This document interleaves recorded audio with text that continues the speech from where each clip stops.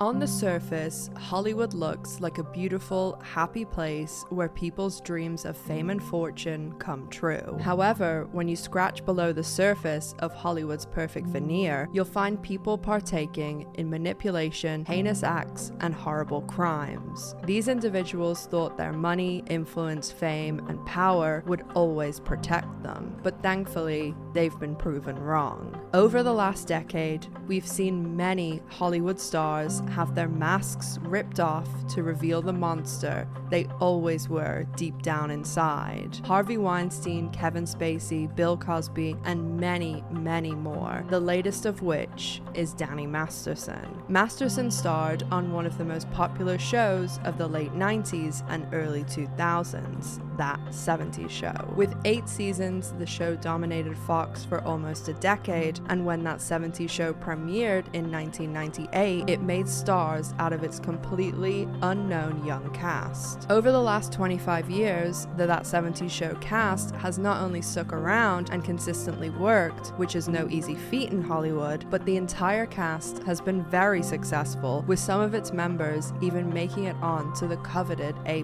list and becoming widely recognized around the globe. But despite their success on both the small and silver screen, the cast of That 70s Show have been surrounded in controversies, with nearly every single cast member, bar one, being caught up in multiple headline-making scandals. So today, we're going to discuss all the crimes, cheating, predatory behavior, cults, scandals, and controversies that surround the cast of That 70s Show. We'll be diving into the dark and twisty history and current day activities of Danny Masterson, Ashton Kutcher, Wilder Valderrama, Laura Prepon, and Mila Kunis, with Topher Grace being the sole cast member not to be mired in controversy at any point over the last 2.5 decades. In this video, we'll be taking a look back at the dark history on the set of That 70s Show itself and the blind eye turned by many people when it came to the stars of the show itself, in particular Danny Masterson, Ashton Kutcher, and Wilder Valderrama. So sit back, relax, grab a drink, and let's dive in to the dark and twisted world of That 70s Show. Viewer discretion advised for this video, where we discuss extremely serious topics involving SA. Outside of court convictions, everything is alleged, and this video is for entertainment purposes. It's the product of discussions with sources who knew, worked, and interacted with the cast of That 70s Show, and also the product of research, with sources available in the pinned comment.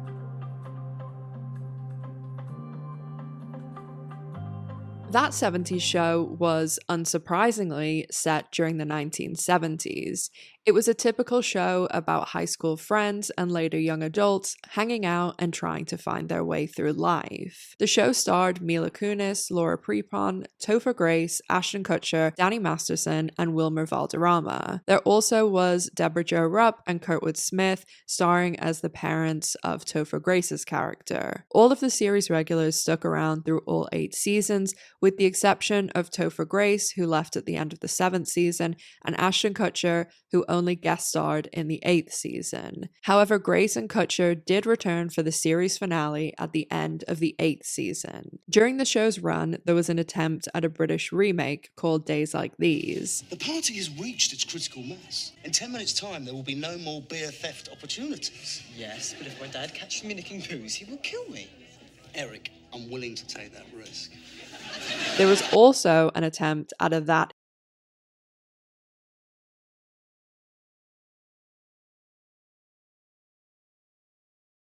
of these failed miserably. Last year, there was a Netflix sequel launch titled That 90s Show. That 90s Show saw Deborah Jo Rupp and Kurtwood Smith return as the Foremans in That 90s Show, and all of the previous That 70s Show cast, with the exception of Danny Masterson, returned for a few scenes in the first season of That 90s Show. See about my boy here, huh? Look at this guy. Look at him. Look at him. He's got his dad's looks and his mom's brains. Like straight A's last year. Sweet Lord, it's a evolving. That 90s show got lukewarm reviews but proved popular enough to get a second season, which is currently being filmed. The show did not address why Masterson's character was not featured, nor was it mentioned at all throughout the first run of the series. While that 70s show was a very successful show and on screen for nearly a decade, the show's cast and their reputations have been marred in controversies, scandal, criminal behavior, assaults, lies, cheating, and darkness. So we'll primarily be talking about each of the cast and the controversies surrounding them, because even though this show ended almost 20 years ago, That 70s Show cast are still making headlines. And lately, those headlines have been anything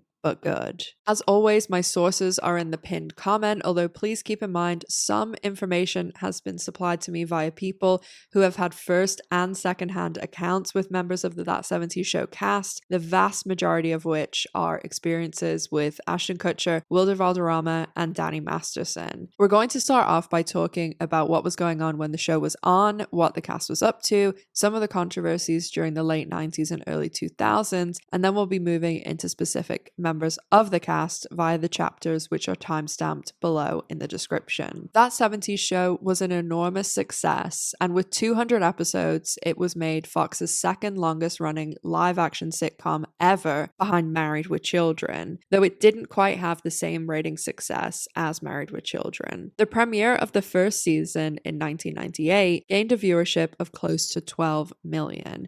The cast at the time, with the exception of Danny Masterson, was completely unknown, with many of them having done no professional acting whatsoever. Ashton Kutcher had just moved to Hollywood from Iowa and was a model. Laura Prepon was from New Jersey and she had no acting experience but was also a model. Wilmer Valderrama was in between his junior and senior year of high school, and Topher Grace actually only got the part because he appeared in a school play with the daughter of series creator Bonnie and Terry Turner. Mila Kunis had had a little bit of experience, with one of her prior projects being the Disney Channel movie Honey, We Shrunk Ourselves. This was the third in the Honey, I Shrunk the Kids franchise, and Kunis starred alongside Smallville's Allison Mack, who now is more famous for being a high-ranking member of the cult NXIVM. I do have a video about Mack and NXIVM if you want to know more about that. Okay, so Allison Mack, Yes. I used to audition against.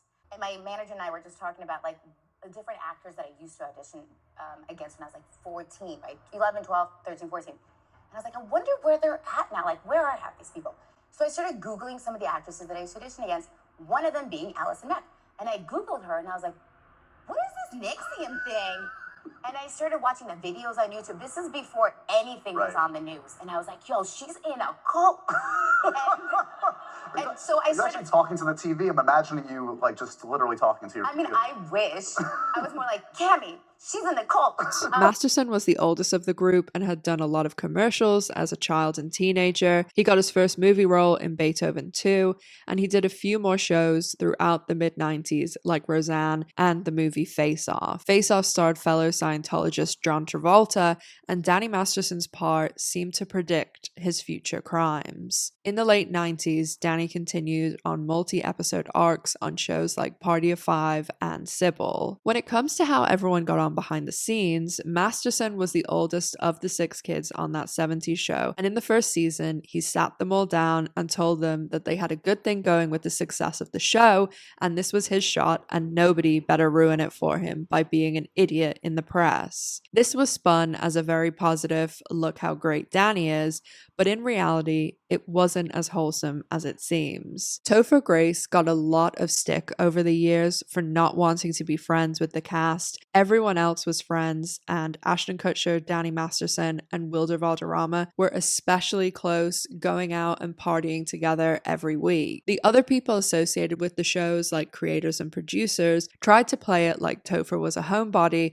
and just wasn't into going out with the cast. But 20 years later, that seems to be very untrue. because for 20 years, Topher Grace has been making friends with plenty of the cast on movies and TV shows that he's worked on. He's gone out lots. It just seems like he didn't want to be friends and go out with Danny Masterson. And for this reason, he didn't socialize with the cast because they were all so close to Danny Masterson. Many people have spoken about Masterson, who is a Scientologist, and how he ran his own little cult on the set of That 70s Show. The rest of the cast was so close to Danny Masterson that they would go every year to the Scientology Christmas event and other fundraisers and perform at the Scientology Celebrity Center. I know he may not be the best looking guy in the world, or the richest, or the smartest, and you can't really read his handwriting, but none of that matters to me.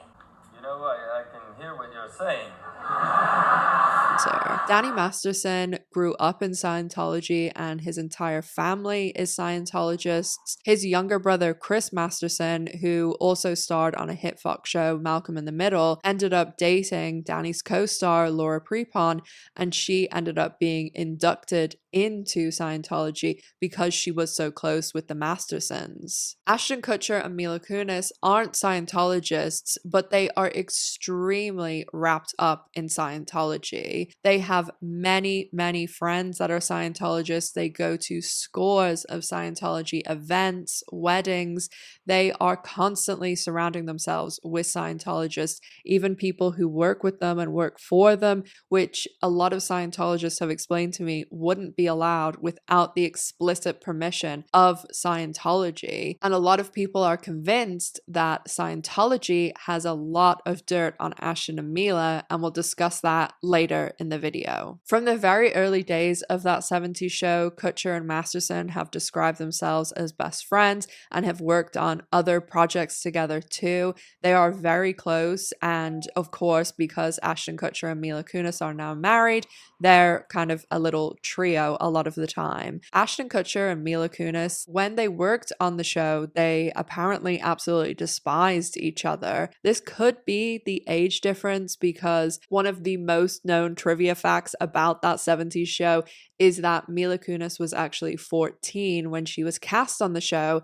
They did want 18-plus-year-olds to be cast, and when they asked Mila how old she was, she said she was going to be 18, but just didn't specify when she was going to be 18. I think everyone who knows anything about That 70s Show knows that story, but now people are looking back and seeing the problematic things about it, because at the time they even were doing interviews that years later they come across completely inappropriate, with Ashton Kutcher and Mila Kunis appearing on the Rosie O'Donnell show and talking about Mila's first kiss, where Masterson was placing a bet that Ashton Kutcher couldn't stick his tongue down Mila's throat, which, considering she was 14 and he was 19, it doesn't look the greatest. And even a lot of the people associated with the shows, like producers, they are now even saying that on some special editions and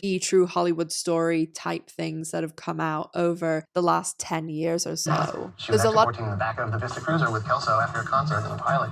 You know, knowing that now, it just looks unseemly that there's Ashton Kutcher with his hands all over this 14-year-old. It's like we're doing boogie nights. It's really weird. There's a lot of interviews that have been scrubbed, but there's a few remaining of just little things that Mila Kunis says that really point towards inappropriate behavior on set. And Chrissy Bixler, who is Danny Masterson's ex-girlfriend of nearly his entire run on That 70s Show and one of his accusers, she said that Mila Kunis went through a lot on that set because she was surrounded with Danny Masterson, Ashton Kutcher, and Wilder Valderrama at the height of their fame. Even Kunis herself stated a few bizarre things in interviews.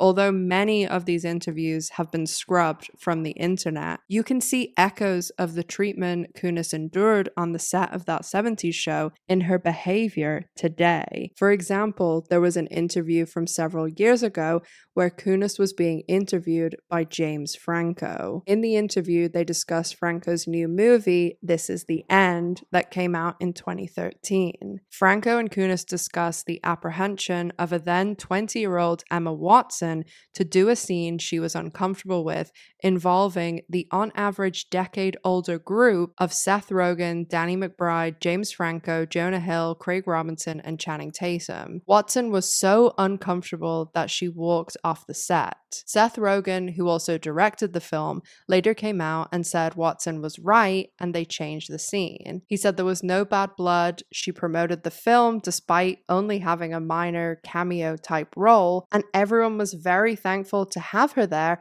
as this was one of her first handful of films after the Harry Potter series. It came out just after The Perks of Being a Wallflower and The Bling Ring. When interviewing Kunis, Franco discusses Watson being uncomfortable with the scene and walking off. Although Franco does not name Watson, it is extremely obvious who he is talking about because he names the film and because there are no other women in the main cast. Mila Kunis talks poorly about Emma Watson and uses herself, Mila, as an example of a woman who would just put up with any behavior. It seems very obvious that Kunis's response to Franco and her general take throughout this interview and many other interviews I've seen, it seems as though Kunis has been conditioned by that 70s show to just turn a blind eye and be the cool girl. Kunis has learned that if she were to say no to something, express her limits, or discuss her desire to not be around certain behavior, she would be labeled a bitch and spoken about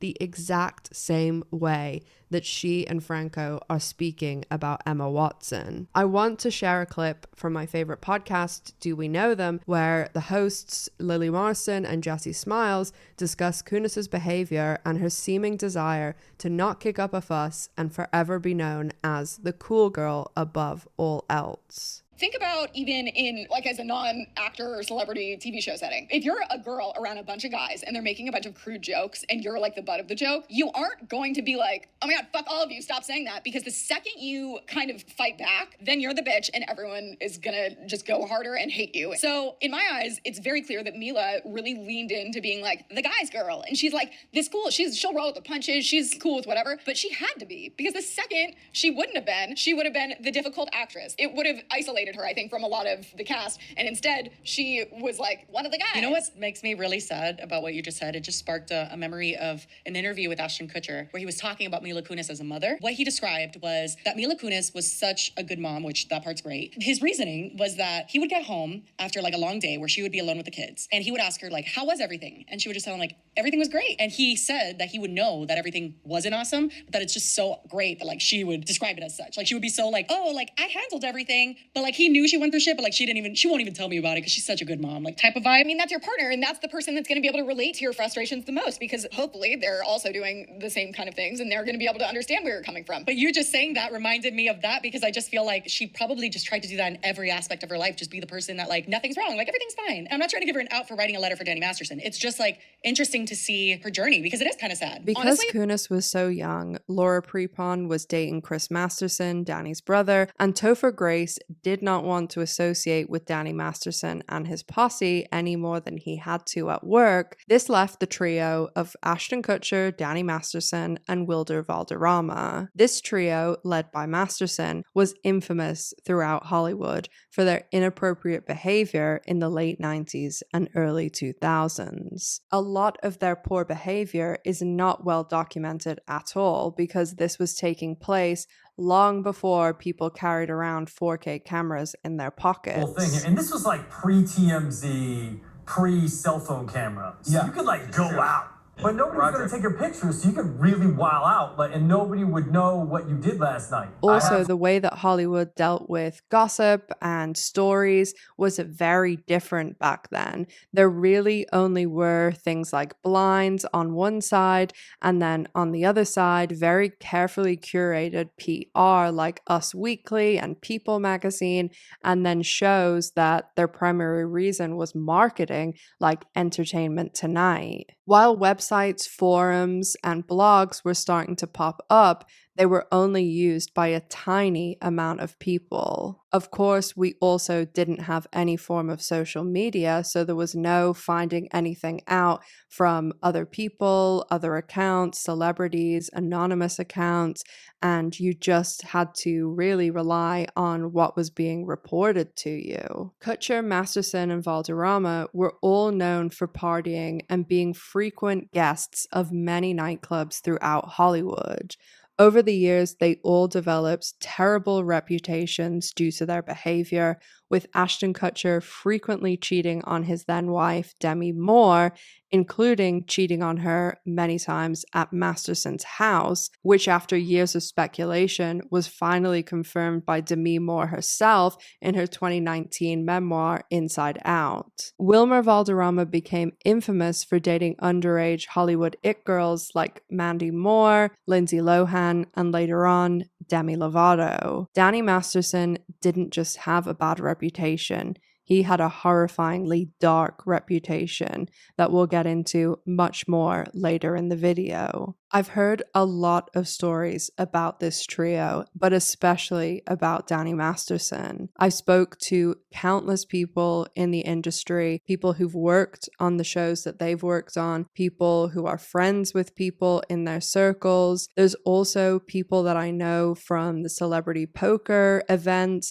like Poker Stars and Full Tilt, that these three attended. And there are scores and scores of people who have written to me after my last Danny Masterson video. And all of these stories are extremely consistent, with everyone stating it was widely known that Danny Masterson was a dangerous, dangerous person, and women tried to warn one another to never accept a drink from him, to never go to his house, and to never be alone with Danny Masterson.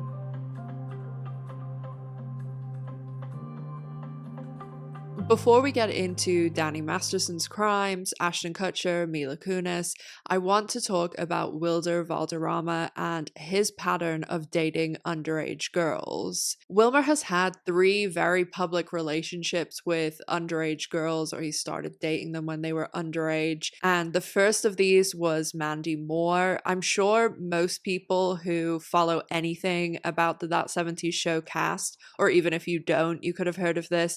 There was a Howard Stern interview that Wilmer Valderrama did, and he was really vulgar about Mandy Moore. And I understand that Howard Stern is not the sort of show that you go on to talk about puppies and random things like you would on Ellen, but he got really graphical on Howard Stern and also just blatantly lied, according to Mandy Moore anyway. So Wilmer was saying he was the first to sleep with Mandy, and then Mandy later came on the show and said that wasn't true at all, and she was really taken aback by it all because they were still pretty friendly. He met Mandy Moore at a photo shoot and started dating when she was 15 and he was almost 20. So that was his first relationship. The second is, well, actually probably the second and the third are the most well known.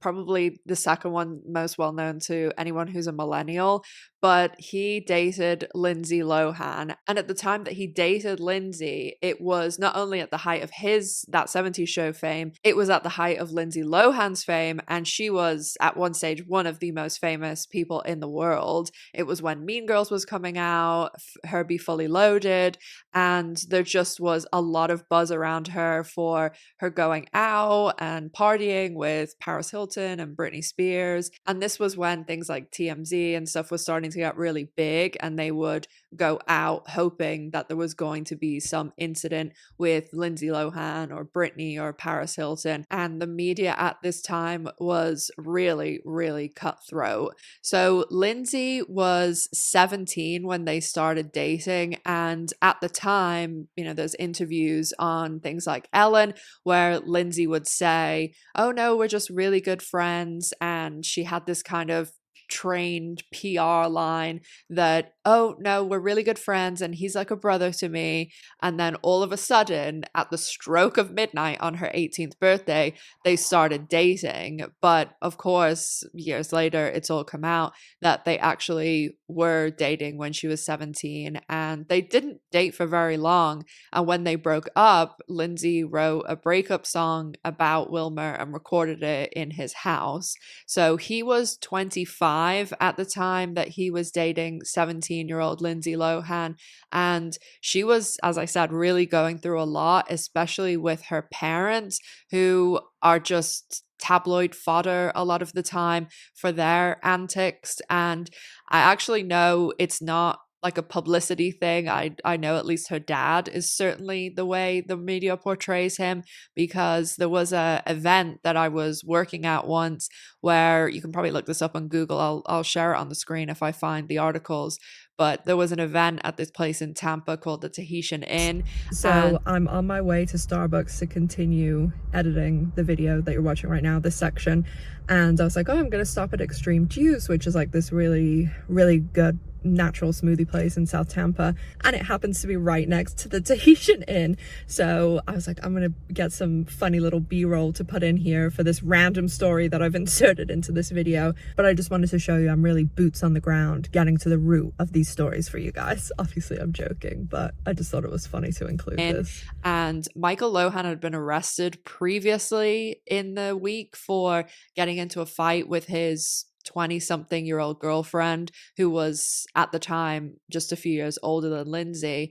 And then this was a few days later, he was at the Tahitian Inn, which is in South Tampa on Del Mabry, and he ended up jumping out of the third story of the hotel because he was trying to get away from the police. And obviously the police caught him, he was arrested, and when he was coming out of the jail, I remember there was lots of Tampa sort of newspapers and things all selling pictures to TMZ, and there was this little week of Michael Lohan just causing chaos throughout Tampa. Lindsay was dealing with this in the press, and then she was in a relationship with Wilmer, and a lot of people also said that Ashton and Lindsay were actually together, or at least sleeping together, before Wilmer and Lindsay got together.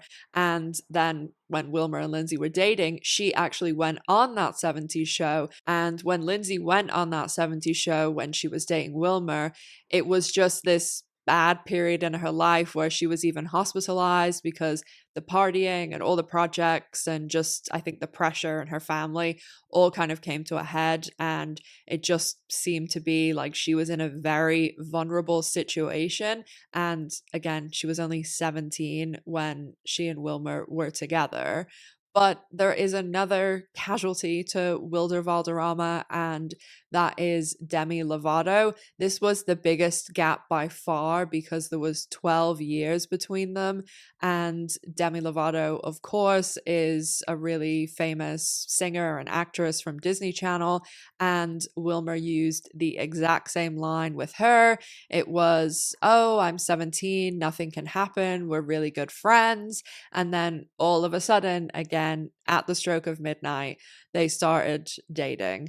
And Demi, again, was someone that was going through a very hard time. She was very vulnerable. She's been very open about her substance abuse. And there's a lot of stories about how poorly Wilmer treated Demi, things like saying she was more fun when she wasn't sober, and a lot of cheating allegations. But even when you're just looking at the age that Demi was when she was dating Wilmer, he was 29 and she was 17. But 17 and 29 is just such an astronomical difference. I mean, if someone was 37 and 49, that is not as different as 17 and 29, because you're still kind of in the same lifetimes and life experiences. And I mean, I don't know at 29, I wouldn't even want to be around 17-year-olds. So I find it just really bizarre. And a lot of people, you know, they bring up these age gap relationships, and a lot of the time it is the female who is younger, but there is a lot of instances where it's the other way around too. And I think that's just as inappropriate.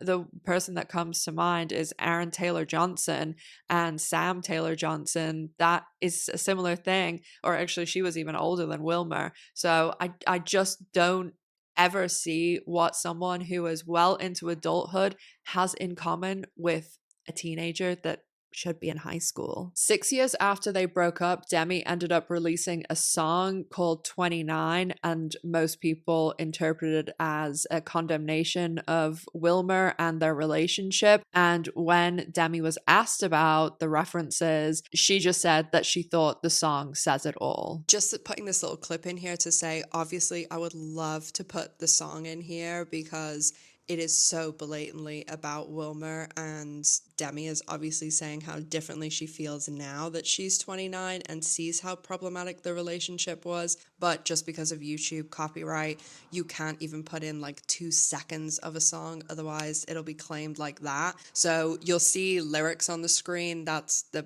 best way I can kind of share how obvious this is, that this is about Wilmer, and how inappropriate Demi now realizes the relationship was.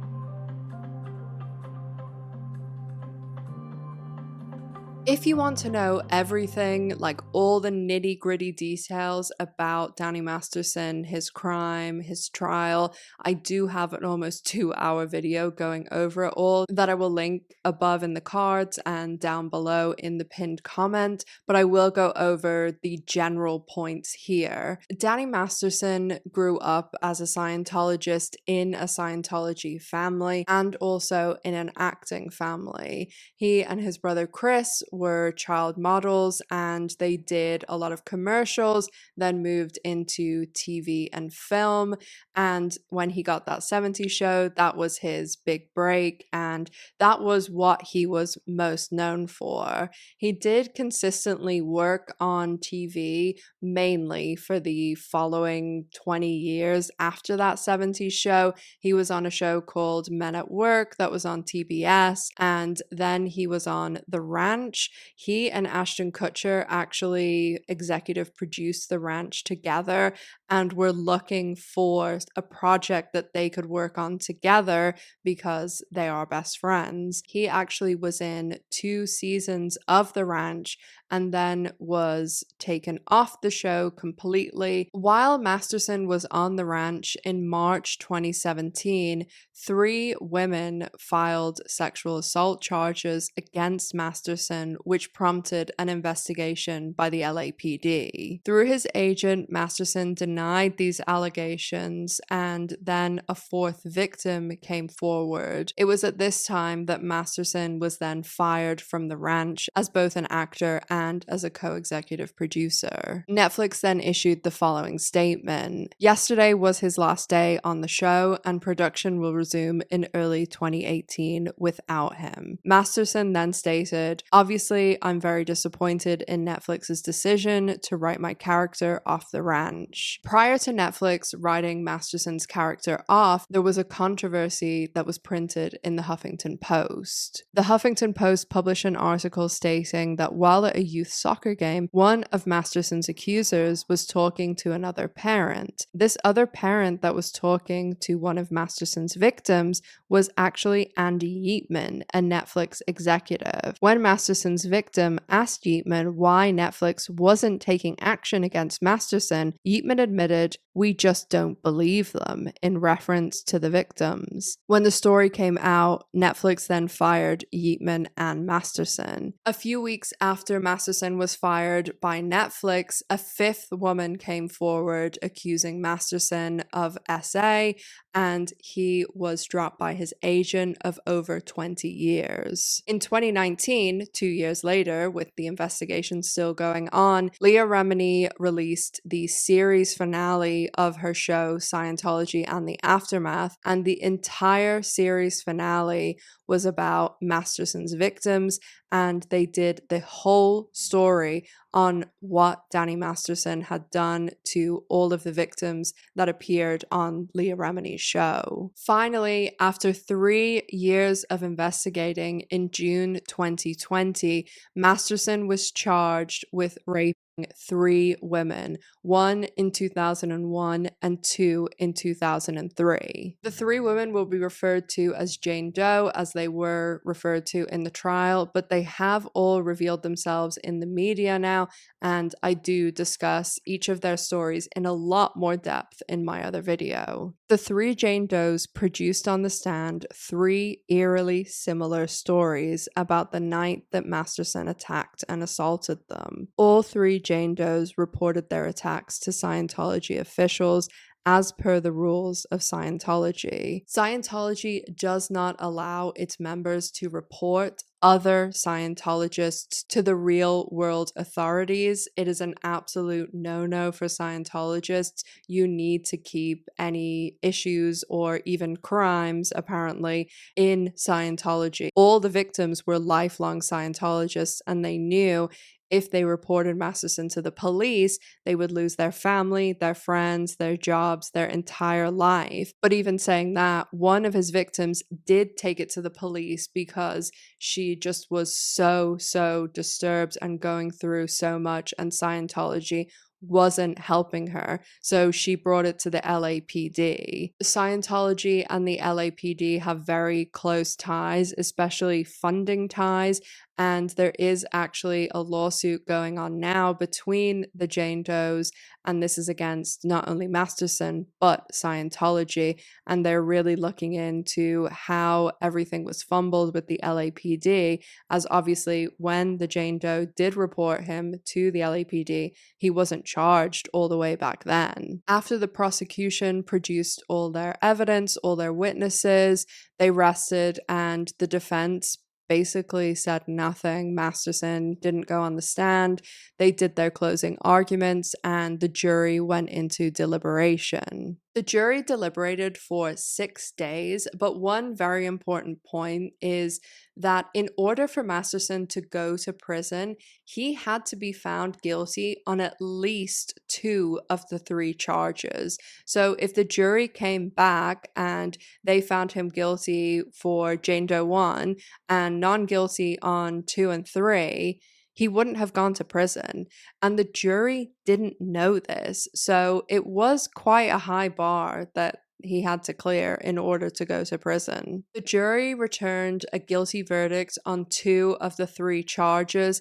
They were deadlocked on the 3rd charge, which was the charge against Chrissy Bixler, who was Danny Masterson's girlfriend throughout nearly the entire run of that 70s show. After being found guilty, Danny Masterson was immediately remanded into custody, and straight away his family went to work on getting letters for the judge so that they could try and sway the judge to give Danny a lesser sentence.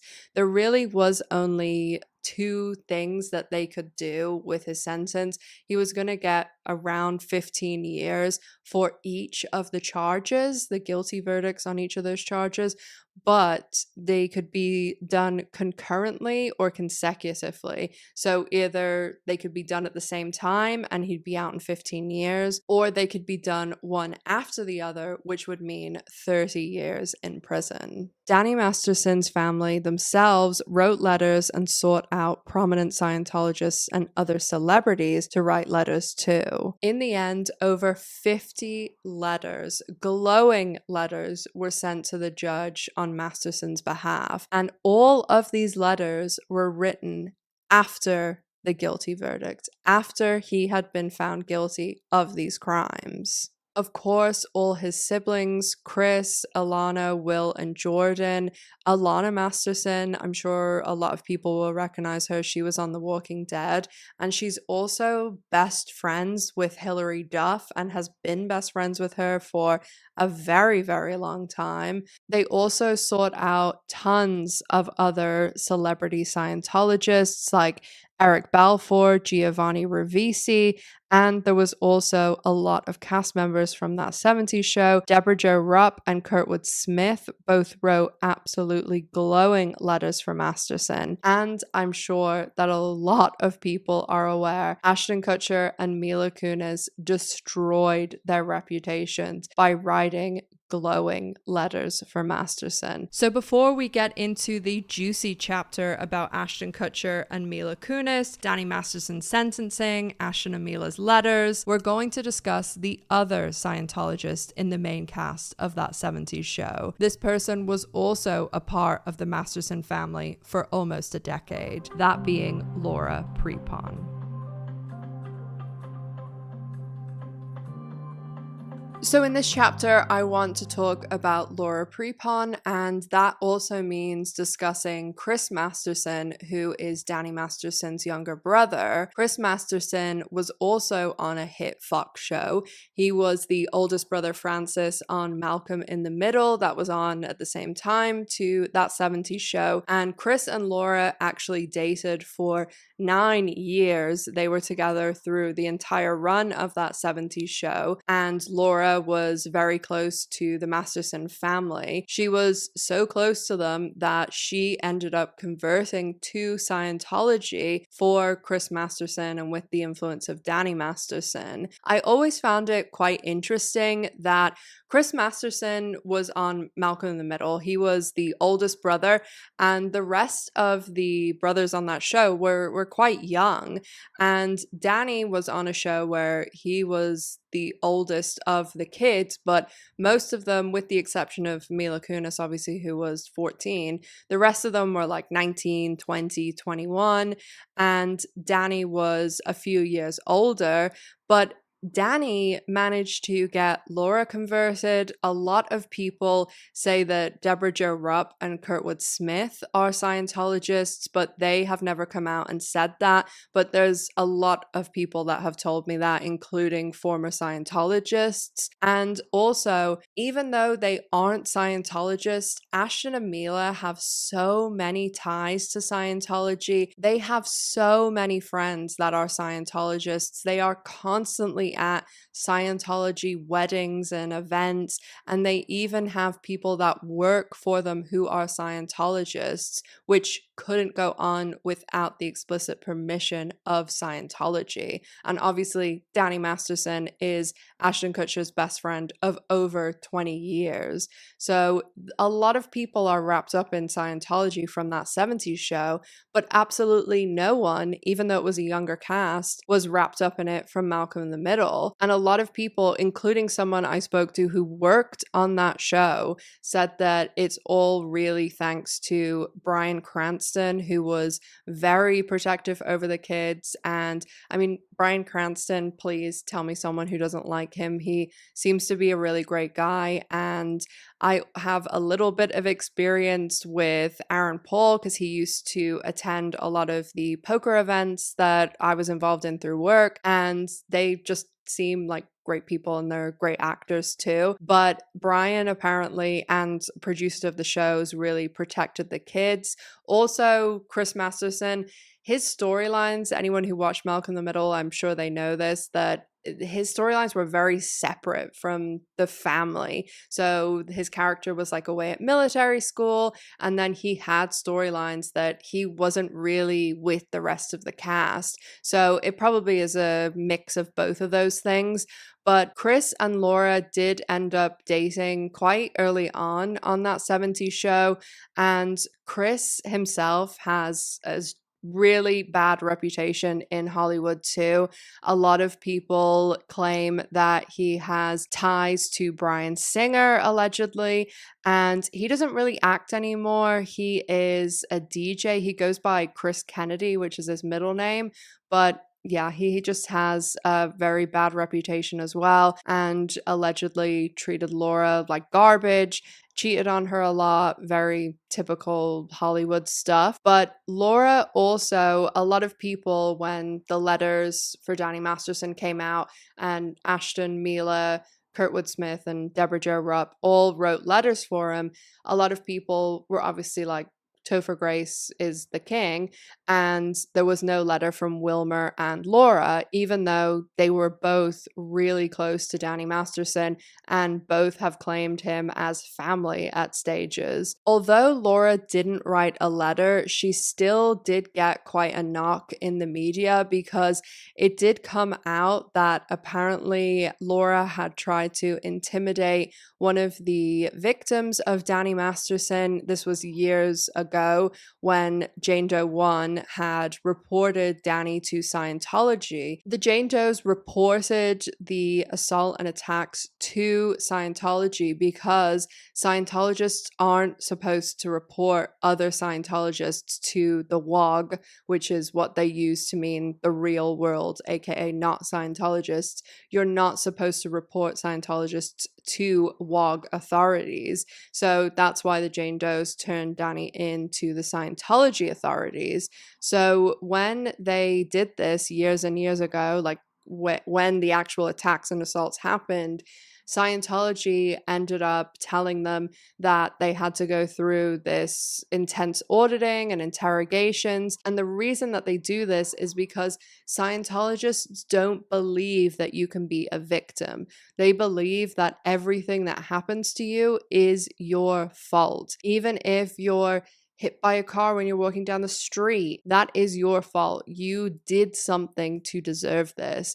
And that is why they had the Jane Does pay $15,000 to take these intense auditing and basically interrogation courses. And Jane Doe 1 was taking this because she had to at the Scientology Celebrity Center, and Danny Masterson also had to take one because of what he did, and his was taking place at the Scientology Celebrity Center too. Jane Doe 1 had to go there every single day for this, and she was constantly paranoid about seeing Danny there, obviously. So there was one day that she was going to her class like normal, and she ended up bumping into Laura Prepon in the car park. And the source that reported this ended up saying she saw Prepon in the parking lot, and Laura was asking her very pointedly, "Why are you at the Celebrity Center? What are you doing here? Why aren't you out with the crowd?" The source that reported this then went on to say that Jane Doe 1 knew exactly what was going on. She knew that she had to act fine, she had to act chipper, like nothing was wrong, and she couldn't say why she was really there. Laura then went on to ask her if she was upset with Danny, and Jane Doe 1 had to say no. The source then said that if Jane Doe 1 had answered in any sort of negative way or acted curt or rude, Laura could have written her up and it would mean a declare order, and that then Jane Doe 1 would be excommunicated from Scientology, which would force her to be disconnected from her family, friends, and her life. It's not unusual at all for Scientologists to be written up, even just for acting rude to someone that's higher up, and the celebrities are always the top. But Jane Doe 1 had actually just been written up a few months before, so she knew that if Laura wrote her up that she'd be toast, and not only would her family not speak to her, her friends, she would have to leave her entire life, as Jane Doe 1 grew up in Scientology. Jane Doe 1 said that she knew Laura well before this, and these were not the kind of questions that she would just simply ask a friend. Jane Doe 1 said that her encounter with Laura Prepon in the parking lot at the Hollywood Celebrity Center was one of the most difficult things she had to go through during her entire ordeal, and that there was no doubt in her mind that Laura had been sent there to trip her up on Masterson's behalf. One final thing to say about Chris is that he and his mother were the people who actually contributed to Danny's $3.3 million bail so that he could be out on bond while his trial was happening. Laura and Chris broke up in 2007, and Laura then went on to date Scott Michael Foster. They broke up in 2013, and then she started dating her now husband, Ben Foster. Kind of funny, the last two boyfriends had the same last name. And Ben Ben Foster, according to him and to Laura, was never a Scientologist, but according to Aaron Smith Levin and a lot of his sources who grew up as Scientologists in Los Angeles, they claim that Ben Foster is, or at least was, a Scientologist. They got married and had 2 kids, and then in 2020, Laura Prepon actually came out and said that she was no longer a Scientologist and hadn't been a Scientologist for about 5 years. The quote that she gave was very... I don't even know how to describe it. It was wishy-washy, like not very definitive. It's not as if she said, I am no longer affiliated with Scientology. I regret it. I think it was a harmful thing. She just said, I'm no longer practicing that, and I've practiced lots of religions throughout my life. So having read this, a lot of people were wondering, is this definitive? Is she just saying she's doing a lot of different religions? And Aaron Smith Levin, again, his channel Growing Up in Scientology is great for everything to know about Scientology, and it's linked in my sources below. But Aaron went on to say that this would actually be a really huge deal to Scientology, the fact that a celebrity has said they have broken away from the church, and this alone would kind of make Laura against Scientology, and Scientology would probably be really, really angry that she had done this in such a public way. So a lot of people like Leah Remini, obviously, who's super brave and speaking out about how bad Scientology is. Laura just throwing out like a random line 5 years after she's left.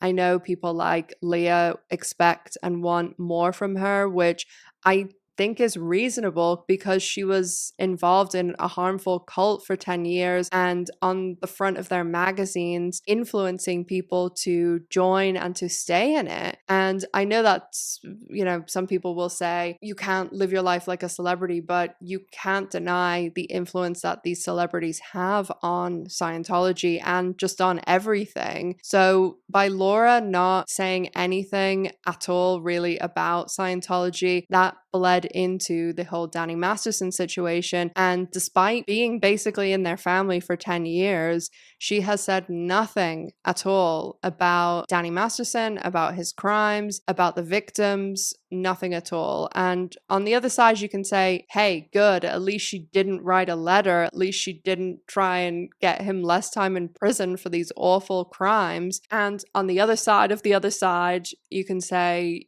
she's married, she has 2 young kids.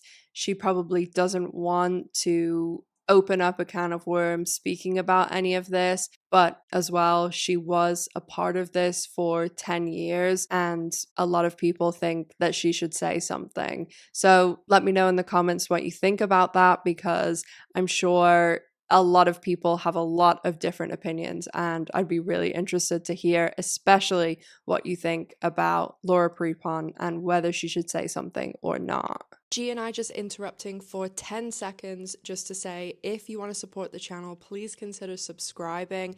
If not, no worries, check out one of my other videos, but we don't do any sponsorship on this channel, so subscribing is the best way to support G and I. Thanks so much for your time. Back to the video.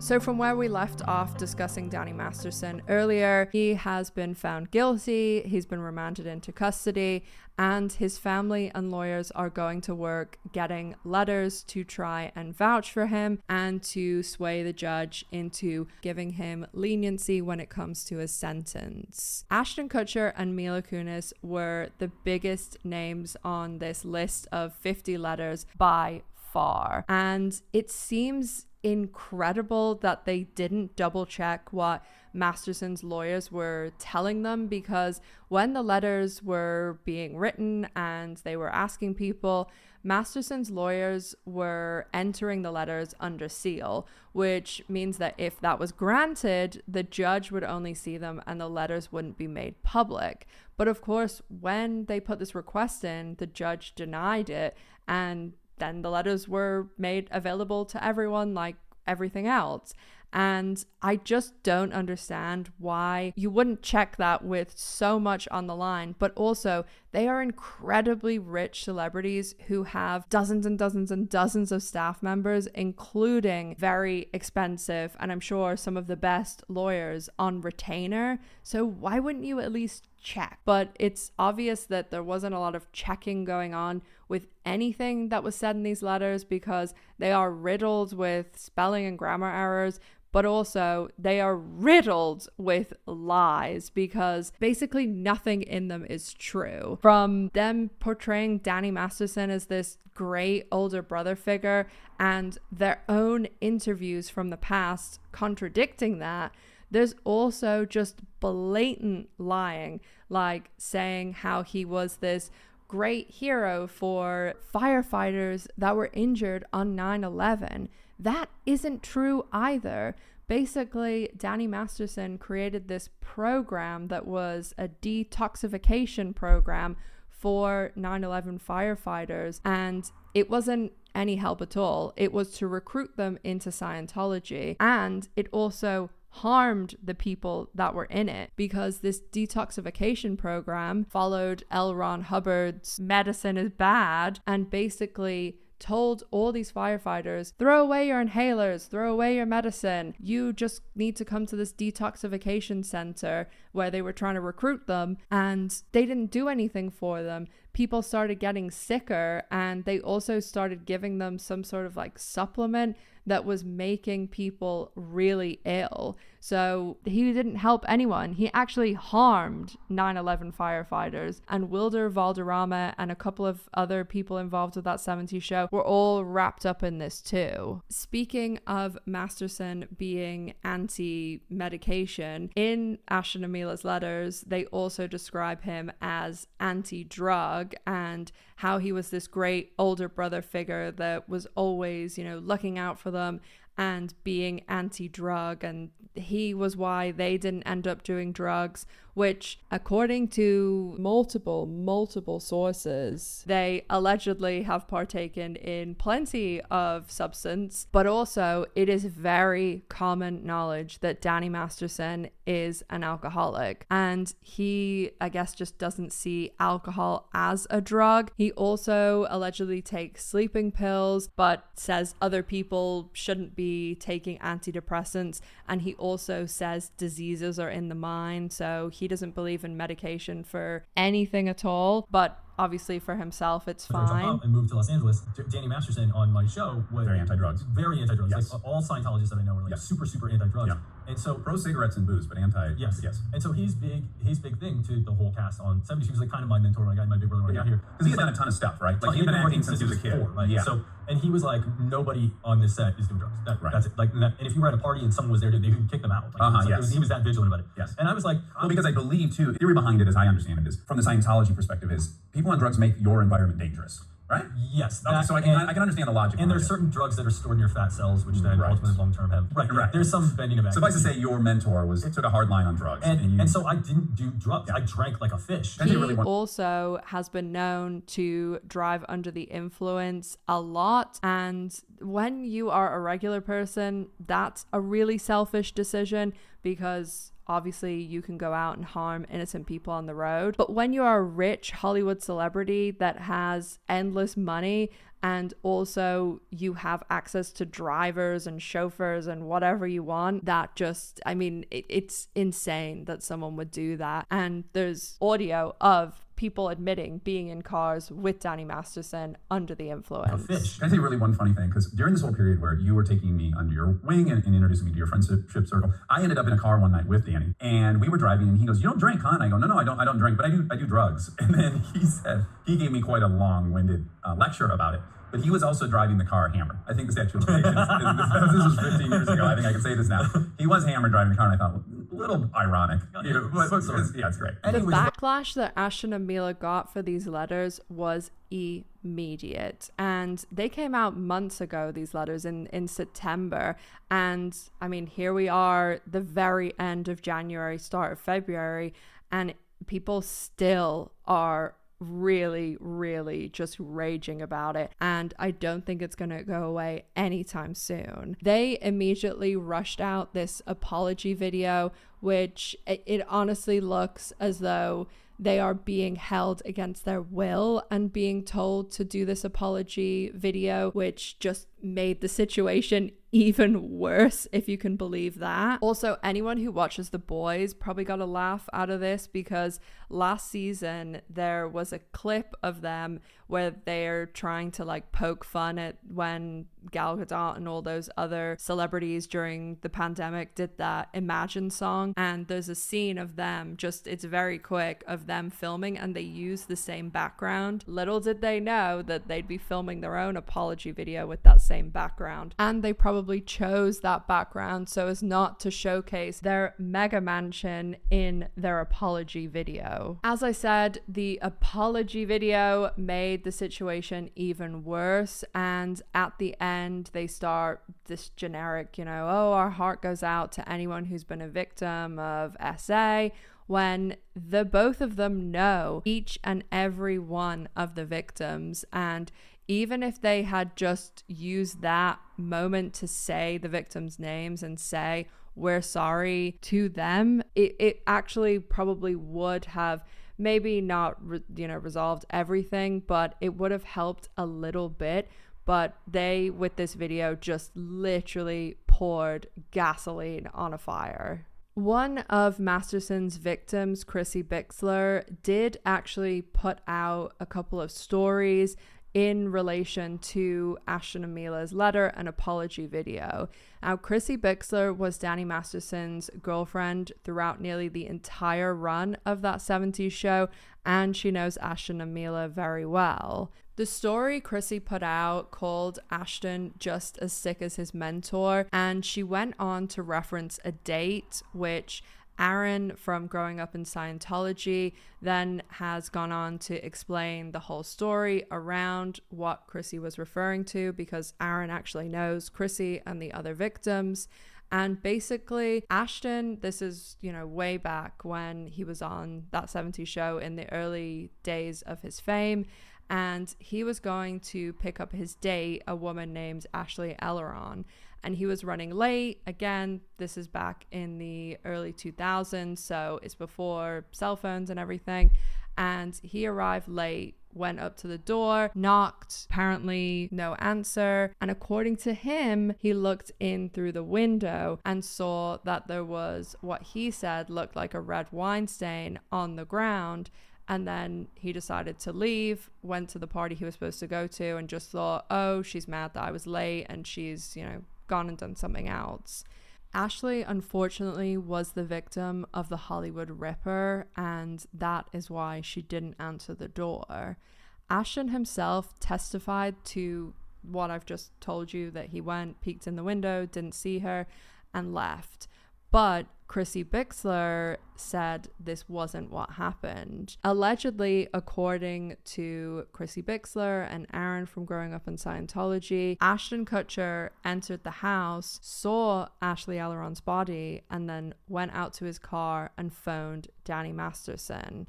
And then his PR people, a plan was concocted, and basically they told Ashton, if you call this in, this is all you're ever going to be known for. So go to the party, pretend that, everything's fine, and she just didn't answer the door and it'll be all right. Ashton did contact the police the next day and claimed that once he'd heard about what happened, he wanted to let them know that he'd tried to come over the night before because he had obviously touched the door handle, and he said he was worried about his fingerprints being on the door handle. Also, there have been floor plans released of Ashley Elleron's house, and if you look at them from Ashton Kutcher's story, it seems impossible what he is saying, that he has gone up and looked through the window. There's two windows. One, you wouldn't see anything, and then the other one, it's impossible to see what he said he saw, which was blood, but he thought it was red wine on the ground. Also, Chrissy Bixler said she heard the entire phone call because the phone call between Ashton and Danny was on speakerphone, and Chrissy says that she heard the whole plan being concocted. He opened the door. He walked into the house. You could not see the body on the floor from the entryway to the house. He walked into the house. He looked over to the area where he saw her dead body lying on the floor. She was stabbed like 47 times, covered in blood everywhere. Freaked out, left the house, and for about the next hour, sat in his car outside the house, calling various members of his team for advice on what the hell to do. That 70s show was only a couple years old at this point. Ashton Kutcher was not a household name. They essentially said, this is all you'll be known for. People will think you did it, all this kind of stuff. This will be what people think of when they think of Ashton Kutcher. You don't want that. Go to the party that you were picking Ashley up to take her with you to. Go to the party and then go home. There's someone else that he called, Danny Masterson. That's how close these guys were. In fact, the night before Ashley was killed, Ashton and Danny and some other people from that 70s show were hanging out at Ashley's house. Where am I going with this? How did Ashton's lies allow a murderer to kill again? The police knew who had killed Ashley Ellerin. They could not prosecute the killer because Ashton Kutcher's lies about discovering the body, saying that he didn't, his lies about the whole thing created so much reasonable doubt, would have been used by the defense attorneys to create reasonable doubt to get the killer off of the murder charges, that they chose not to prosecute the person that was their number one suspect for the murder. The police knew Ashton Kutcher was lying. They knew he couldn't have seen anything on the carpet from the windows outside of the house. They knew the only way Ashton Kutcher would have seen anything on the carpet was because he walked into the house. He lied about not entering the house. So for the next section, I just want to discuss Thorn briefly. I am actually working on a video about Thorn. It's just going to take a while because a lot of the information is not readily available and I've had to request a lot of stuff. So just keep in mind that will be coming sometime in the future. Also, for this little part on Thorn, I'm mainly using the two sources that are linked below. There's a Forbes article and a Follow the Money article. Both of them are paywalled, but the links that I've used below should bring you to the article that you can just freely read.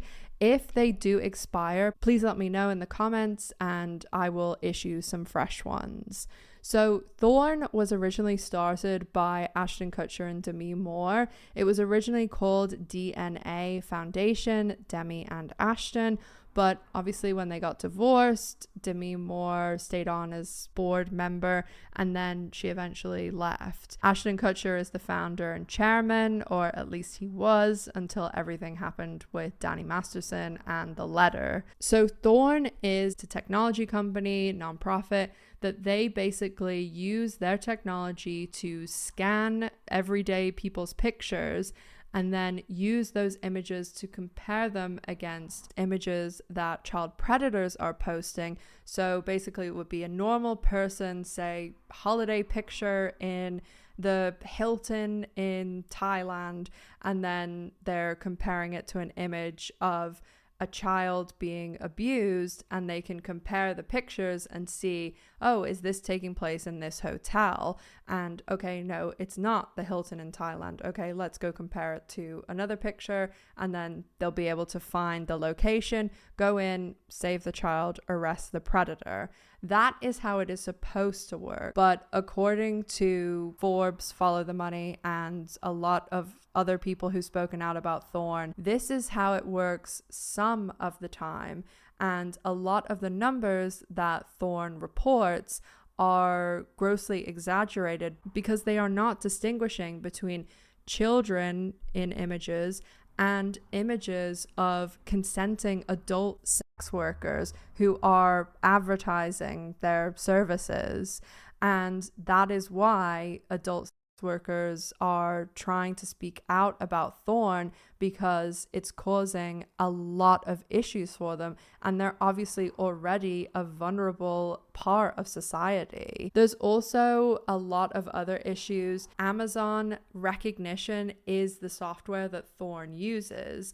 This software is flawed and has been proven to misidentify people, especially people of color. Someone ended up putting in all the members of Congress in to kind of test the software, and it falsely identified 28 members of Congress as being previously arrested when none of them had been. There also is the discussion around Thorne and data, because they are selling data. But I was also hearing some things about Thorne that were very concerning. I'm going to jump to that here. I have some things in my notes that I wanted to point out about Thorne. So Thorne has created a technology. It's a product called Spotlight, which uses facial recognition to scrape the internet of escort ads and make a database of them. The technology does not differentiate between potentially exploited children and consensual adult sex workers. Then Thorne sells this data to law enforcement. And the more I learned about that, I did not want to be part of that anymore. He told CNN that in 2011, 100,000 to 300,000 kids are sex trafficked every year in the U.S. And this is an inflated statistic based on a 2001 study, which actually said that the number of kids that were at risk for being sex trafficked. And even that was based in shoddy and widely discredited data from the 90s. If you've heard Ashton Kutcher speak at any sort of technology, Silicon Valley event, he is an investor in Uber, Airbnb, WeWork. If you want to know more about the disaster that is WeWork, I have a video on that and I'll link it in the cards above. But he is always talking at, Silicon Valley events and things like TechCrunch. And he is always talking about data and how data is the future and it's this super valuable thing. So it makes sense that his company is collecting and selling data. Many people are beginning to speak out about Thorne's selling and collecting of data, including the European Data Protection Supervisor, Wojciech Weferowski, who said just several months ago in the summer of 2023, quote, "Whilst one can be a movie star to advocate a good cause, it is a thorny problem when stakeholders hide behind the notion of civil society, therefore misleading the public, even if unintentionally." The last thing I will say about Thorne is that according to their 2021 tax return, they ended up raising $18 million that year. $14 million of those dollars went to salaries within Thorne. That leaves $4 million. And I know obviously people who work in nonprofits and companies like this have to be paid, and they're generally paid well, but it seems as though an astronomical amount is going towards salaries. So Thorne had one of their board members that was investing in the tech that Thorne uses was accused of sexual assault by at least one woman, I think maybe two. And they settled out of court for that. So there was never like a conviction. There was like a mediation and a settlement. But that's not a good look to have someone who essays people on a board of a child trafficking organization. After the backlash to the letters and the apology video just made everything worse, people then went digging, and boy, did they find a lot of stuff. There was a lot of old interviews that surfaced about Ashton Kutcher and Mila Kunis, and there is just a plethora of inappropriate behavior.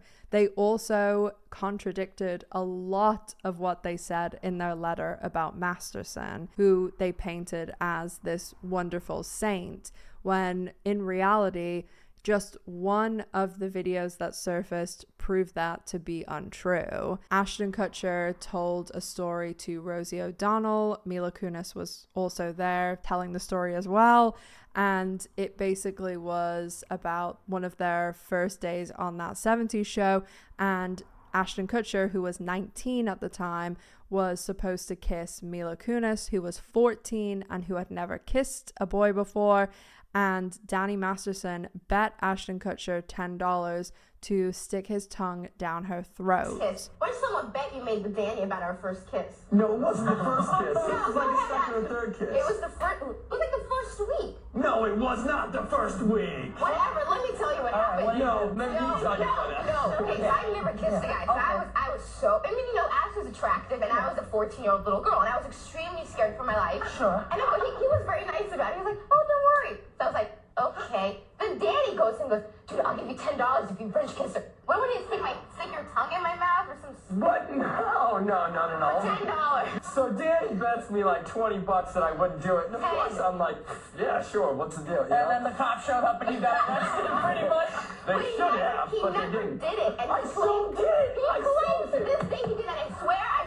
Mila, I so did it. He never did it? I didn't let him. I think he tried, but I think I kept my mouth so closed. Yeah. You did the old teeth block? There also just was a lot of other interviews with Mila Kunis saying some things that happened, and she talks about being pantsed in an interview, and I just think if that is something that you're saying on the red carpet at the series finale of your show, then what is going on behind the scenes if that is what you're telling the press? Meanwhile, at the same event, Mila joked that the boys on the show did joke around with her quite a bit over the years. Was it hard growing up, of course, you know, because Ashton and Topher and Wilmer, they're all a bunch of jokesters. So were they torturing you like a little sister on the set back then?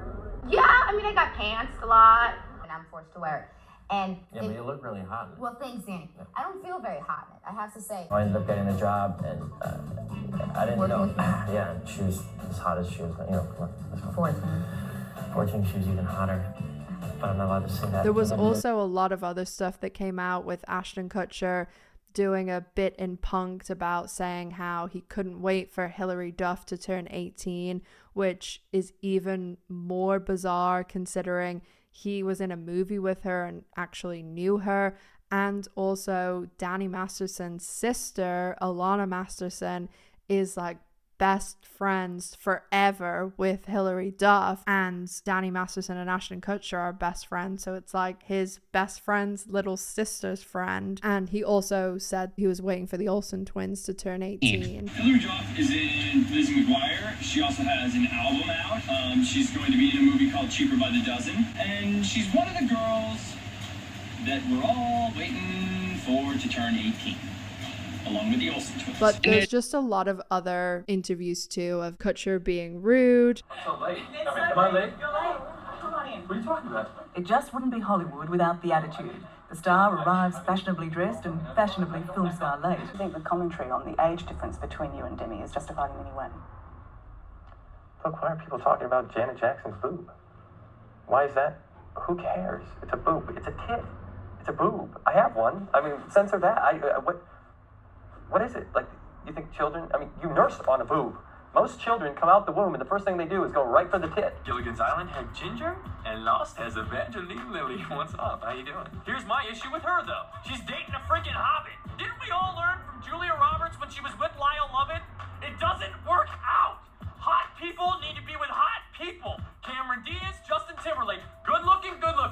Make a baby. Let the uggos hang out together. And there's one in particular of him and Brittany Murphy where they're being interviewed for their movie Just Married, and poor Brittany Murphy is trying to apologize and be really sweet to the interviewer because Ashton Kutcher is being rude.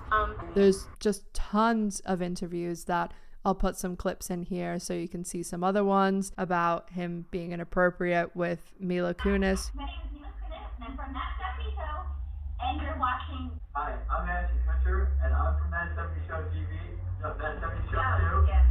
And the reason I'm doing this is not because I think Industries is good, but because Josh told me to be able to sit on my lap and like...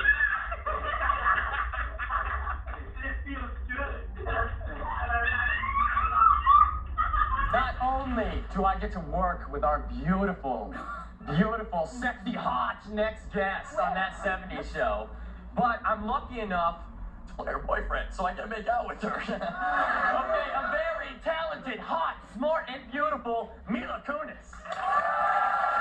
And again, in these interviews that I'm sharing, Mila Kunis is between 14 and 17 in a lot of these interviews, and Ashton Kutcher is into his early 20s, and it's just incredibly inappropriate, especially when you have the background knowledge that we talked about in the very beginning of this video, where Danny Masterson is the leader of all of these kids on that 70s show and is the one that's encouraging them all, and they're writing this letter saying he's this fantastic older brother figure. But I do think Mila Kunis was like conditioned on that set to be the cool girl that just lets them do whatever they want. And Chrissy Bixler did also allude to an incident with Kunis and Masterson. I haven't been able to dig up anything about this incident, and I'm not, really sure to what extent something happened, but it just was something that she mentioned. Ashton Kutcher has a very poor track record of how he treats his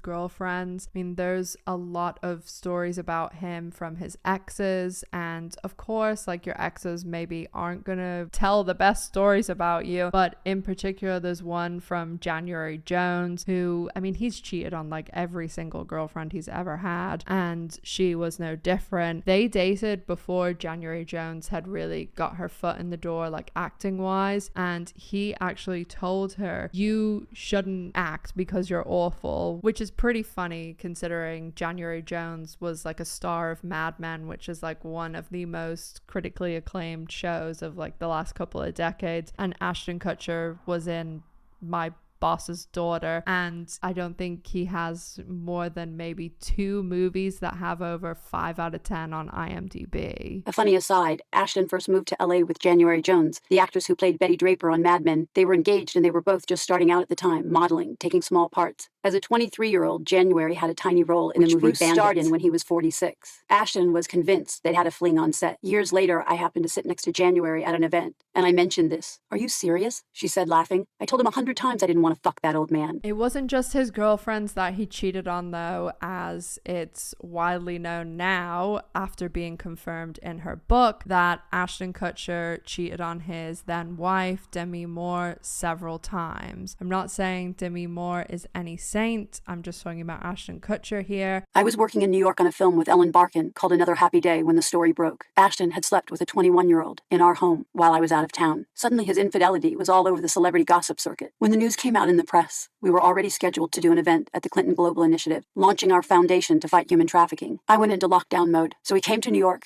and I put on a brave face, and we gave our presentation on September 23rd, 2010, the day before our anniversary. Ashton spoke about how there are more slaves on Earth now than in any other time in human history. I talked about the Real Men Don't Buy Girls campaign we were launching to try to alter the culture that enables men to feel okay about paying for sex with underage girls. 1 in 5 men have engaged in the commercial sex trade. I announced to that room full of important people, standing next to my husband of 5 years, who just cheated on me with a girl about the age of my oldest daughter. Real men protect, respect, love, and care for girls, but I did not feel protected, respected, loved, or cared for myself. But he cheated on her many times, with the most hurtful one, according to what she wrote in her book, was the incident where Ashton Kutcher cheated on her just after she'd had a miscarriage with 2 girls at Danny Masterson's house, and then the press got a hold of it, and it was like a huge story, and that actually happened the night before their like big launch of what would become Thorn. It was then DNA Foundation, and she had to go and do this whole event and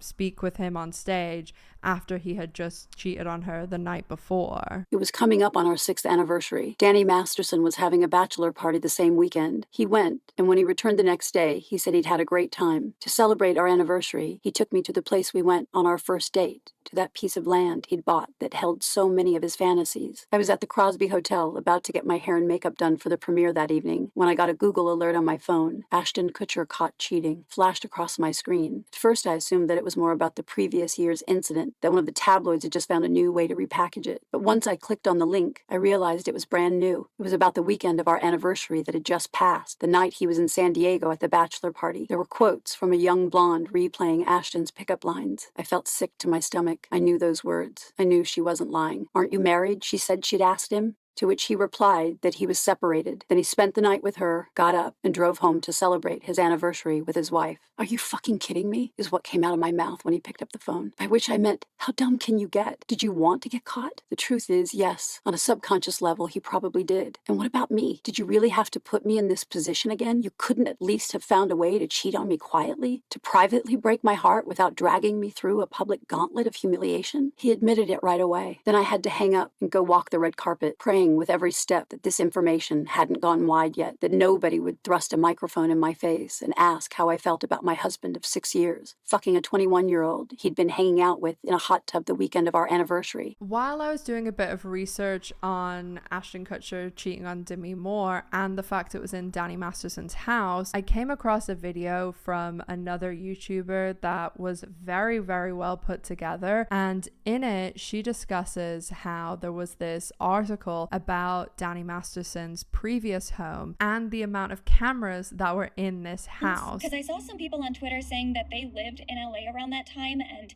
Danny and Ashton and Wilmer kind of like ran the club scene. And I even saw some people saying that it was like a known thing that if you're a young girl, you just kind of don't go around Danny Masterson. Did find this 2007 article from LA Curb. I guess it's like a Los Angeles kind of real estate blog. It's from 2007 and it says, a look inside Danny Masterson's home. It says it's his Beechwood Canyon home, but they revealed a few things, I guess, after they toured his house, saying, 1, this guy loves his Scientology. Nearly every room had a plaque of affirmations, or whatever they call them, books on the subject, etc. 2, this guy loves himself. A good 25% of the pop art in the house are drawings and photos and sketches of himself.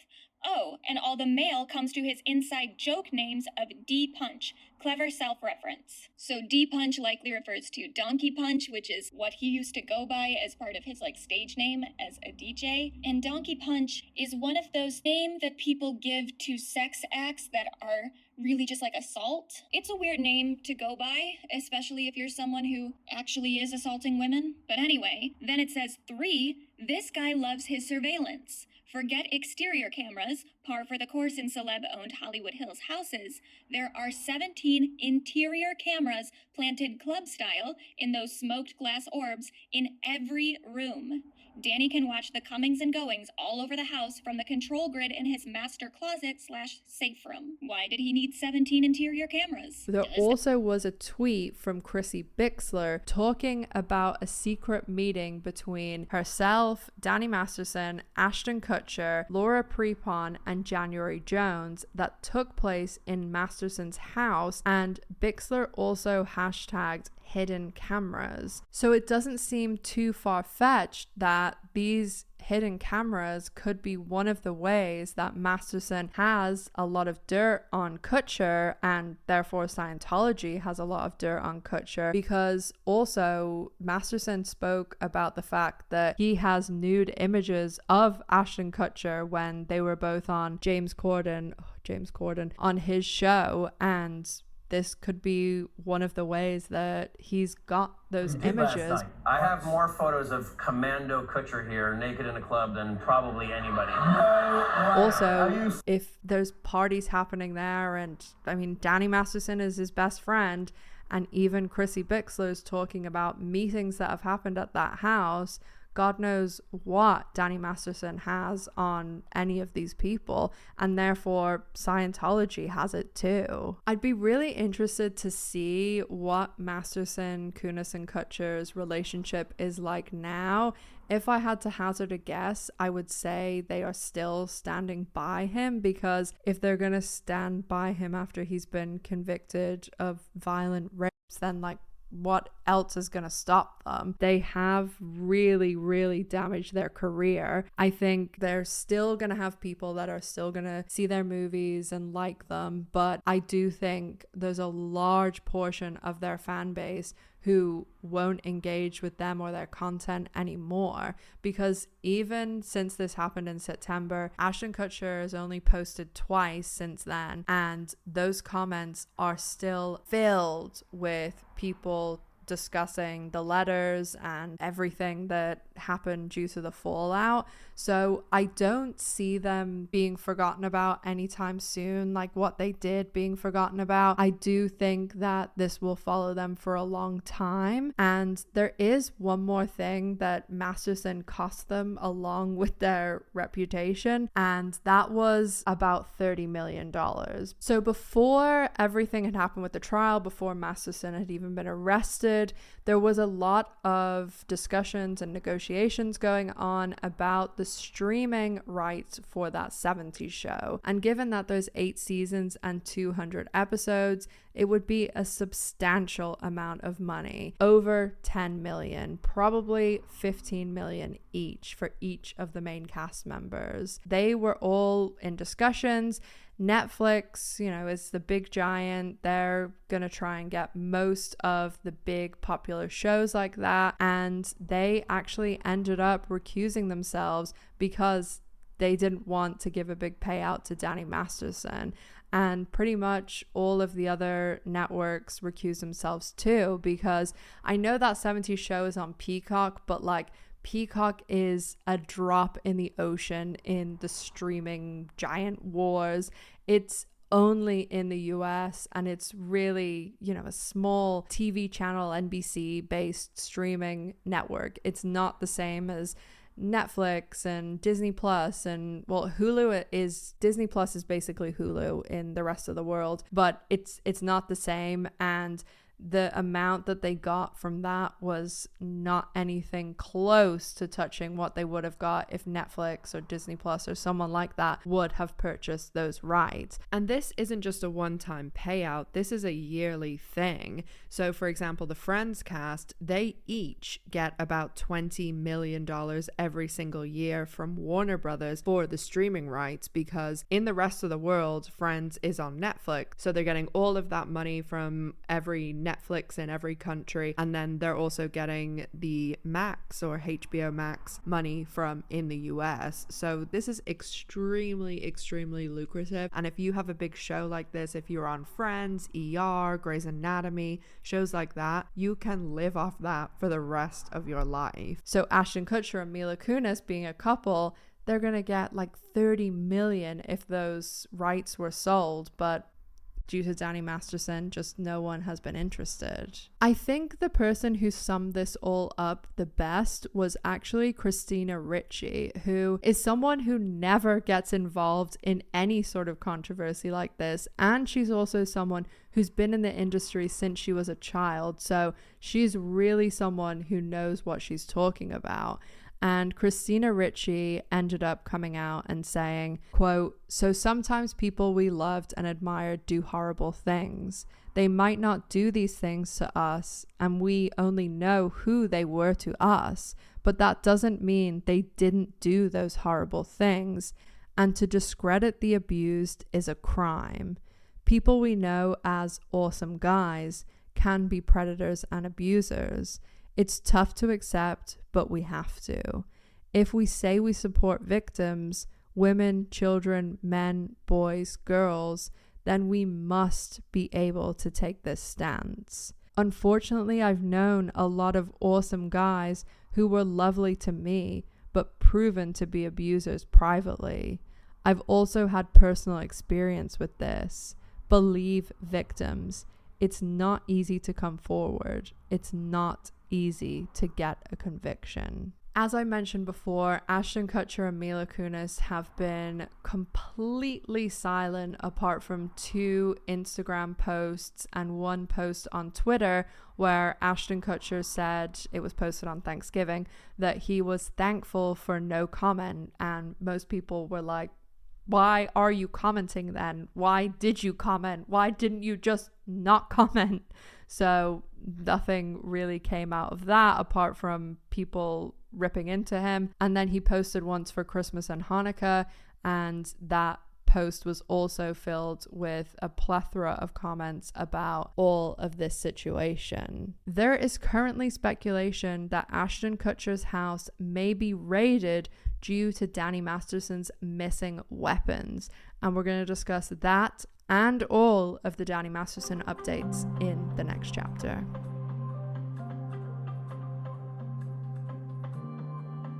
We're going to get into the final chapter now, which will encompass everything recent about Masterson, what's happening regarding his sentencing, his divorce. But again, if you want to know a lot more about Masterson, his crimes, and his trial, I strongly recommend checking out my other video, as there is so much more in there that I just couldn't fit in this video, given that we're covering all of the cast members except King Topher Grace. Even just looking at some of the things Masterson has said in interviews over the years, it's truly horrendous. Kunis or pre-pawn?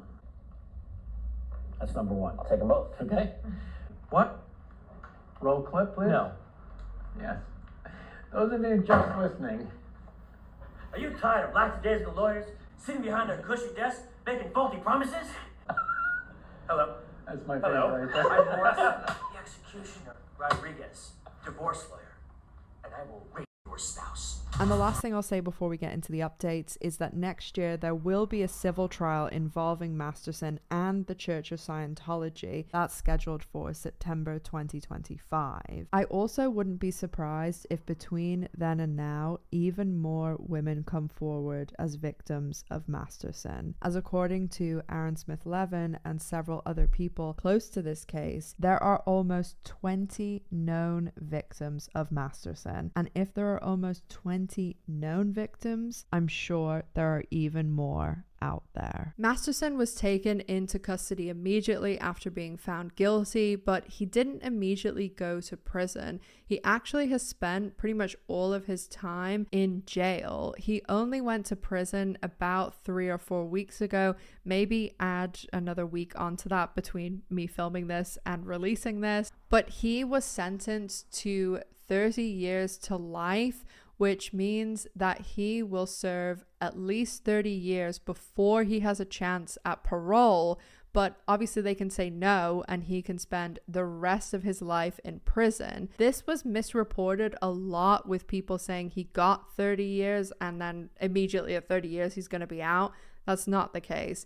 He has a chance at parole at 30 years, and he may actually get a chance at parole earlier than that at 20 years, because there's a law in California where if a prisoner is 65 and they've done at least 20 years of their sentence, they can have a chance at parole. But again, they can always say no. Masterson is currently serving at North Kern State Prison in Delano, California. Breaking news. As always, the day that I'm about to upload a video or the day before, there is always something that comes out that means that I have to do something like this, re-edit, and hope that I can get it all done in time to get it uploaded, because the videos are an hour and a half, so they take a long time to get uploaded. So today is Friday, February the 2nd. I'm hoping to still get this up today. Danny Masterson was being housed at North Kern State Prison, and we knew that wasn't going to be his forever home, but he has now been moved to Corcoran State Prison. It's about half an hour away from North Kern, which is also like a processing center. So it's the 2nd of February today. He was moved on the 29th of January, and then obviously, you know, it takes a day or two for the information to come out. So this place is 3.5 hours away from Los Angeles, where obviously his family and, like, you know, Scientology, everybody he knows is in Los Angeles. So if you're driving 3.5 hours to go visit him and 3.5 hours back, like, that is an entire day. And normally prisons like this, the visitations on like the weekend, the Saturday. So are they really going to drive his daughter is really young up there and back, and his siblings and his mom and friends? Like, that's a lot, especially considering he's doing 2 back-to-back life sentences, 15 years to life. Doing that year in, year out, driving that way, that's a lot. So I'm not sure how many visitors he's going to get, but hopefully that is it for the updates. Now back to Past Me. Let's take a look at this. This record here says Daniel P. Masterson, CDCR number BW7253, 47 years old. Current location, California State Prison, Corcoran. Now look, it says the admission date there was December 27, but I have an email here from the CDCR saying Daniel Masterson was transferred to Corcoran State Prison on January 29th, 2024. CDCR operates with a reception center process. People start at reception centers for processing and assessment, and are then sent to their longer-term placement. More information is here. So December 27 is when he was transferred to, well, what I have here on the map is North Kern State Prison. Now, he wasn't on December 27th. There is actually a processing center about, it's either across the street or just down the street from North Kern State Prison. And so there was some speculation that perhaps when he got done at the processing center, he was just going to be transferred to North Kern State Prison as opposed to the processing center itself. But indeed, he was in fact sent to Corcoran, which is 30 minutes north of North Kern State Prison. And as expected, he has appealed his sentence. He did have a request to be out on bail while going through his appeal, and just a few days ago, Judge Almeida denied this request. She actually denied this because she thinks that Masterson is a flight risk, and his current marital status is one of the reasons that she thinks he might run. Masterson and his wife Bijou Phillips are currently going through a divorce, and this was cited as one of the reasons as to why the bail was being denied, because Masterson, without a wife at home, may just flee the country. The judge is quoted as saying, "In light of the fact the defendant has no wife to go home to, defendant now has every incentive to flee and little reason to return to state prison to serve out the remainder of his lengthy sentence should his appeal be unsuccessful." The judge also said that Masterson, quote, "will likely remain in custody for decades and perhaps the rest of his life if his conviction and sentences are upheld on appeal." Meanwhile, Masterson's legal team maintained in their filings that the convicted rapist possessed a lack of dangerousness. Bijou Phillips, Masterson's soon-to-be ex-wife, seems to be not only leaving Masterson, but leaving Scientology, and she seems to be having the time of her life. She's frequently posting Instagram stories about what she's doing. She's out a lot, seems to be connecting with old friends, and just going about living what seems to be a nice life. I have heard small rumblings and rumors that Bijou could possibly be writing a book, and boy, would that be interesting. Bijou stepping out and exposing not only what went on behind closed doors with Masterson, but also exposing what happens behind closed doors with Scientology could provide some riveting material, and it would be very lucrative for Bijou and her daughter, and I know people would be super interested to read it because she knows all the dark and dirty secrets, and I'm sure she knows not only Masterson's, but there'll be a lot about the That 70s Show cast. Another reason for denying Masterson bail was his missing weapons. So when he first was arrested, he was ordered to turn over all of his weapons, and there have been a substantial number of them missing. He has gone back and forth saying they couldn't find them, they were lost, and then one of his friends turned up in Oregon with some of them, and they had been modified and seemed to be illegal in California. There just is also other sketchy stuff around it. Aaron from Growing Up in Scientology has spoken a lot about these missing weapons, and Aaron actually said in one of his recent live streams that there is the possibility that Ashton Kutcher's house could be raided in relation to these missing weapons. There is more coming on the weapons issues. The investigation into the weapons issues has been placed firmly into the hands of the district attorney's office by Judge Almeida. That investigation is still ongoing. Search warrants are still being put together to be issued. Guys, I'm not exaggerating when I say there is a reasonable chance Ashton Kutcher's house is going to be searched for this missing weapon. That's not just rank speculation. There is very good reason to believe that we might see something like that.